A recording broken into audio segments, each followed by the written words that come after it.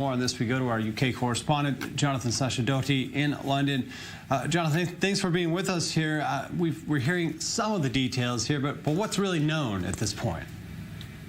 Well, that's right, David. We'll be looking carefully at the details as they come out. And it won't just be us who are looking at them. Of course, the DUP and plenty of others in Westminster will be looking at them.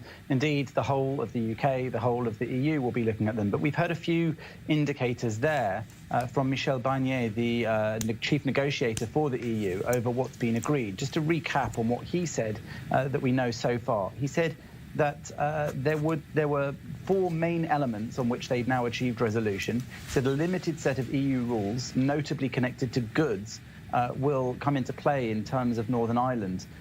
All applicable procedures relating to goods will take place at the point of entry into Ireland, he said, rather than in the island of Ireland. So just to explain what that means, the issue here has been over the border between Northern Ireland and the Republic of Ireland. Northern Ireland is part of the United Kingdom. The Republic of Ireland, an independent country, will remain part of the European Union. And therefore, goods crossing over the border between the two, a potentially leaky area for the customs union for all sorts, for regulatory alignment and the like. So what they're trying to agree here is a way to avoid a hard border checks there. Both sides, Michel Barnier said, have been against that all along because they wanted to respect the Good Friday Agreement and, he said, above all else, to maintain the peace in the island of Ireland that's been enjoyed there as a result of that agreement. And so they think they found a way here. He said that Great Britain will apply EU customs rules and tariffs for goods arriving into the EU through Northern Ireland. However, goods that are arriving into Northern Ireland, which have no risk of making it into EU territory, they can apply UK tariffs. So effectively, they've made an agreement there on the EU applying EU tariffs. Similarly, there was the aim of democratic approval on the part of the Northern Irish. He says that Boris Johnson and the Taoiseach, the Irish Prime Minister, had discussed this, and effectively there needed to be in place some method of the Northern Irish themselves being able to ratify this down the line in 4 years. And they've agreed on that democratically elected representatives of the Northern Irish should be able to ratify this. Of course, we'll wait and see now whether the DUP, the Democratic Unionist Party, who Boris Johnson will be relying on to vote for this, will be able to say they agree. They haven't done so far. In fact, they said the contrary this morning, shortly before we heard this news of a deal.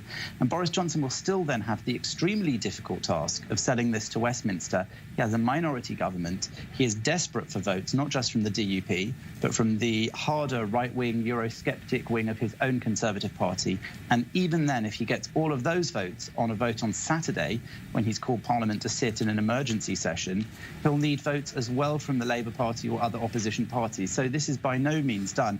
We've been here before when Theresa May brought a deal to the Westminster Parliament and they rejected it 3 times over. So quite a bit still to be done in this process. I know there's been a lot of public fatigue around this issue now, but what's your sense? What's the reaction to this today across the UK? Is it rejoice or shrugging of the shoulders still? Well, there was a poll done. Polls, obviously, you have to take with a pinch of salt, especially on divisive issues like Brexit. But the most recent YouGov poll showed actually there was still a majority of British people who just wanted Brexit done.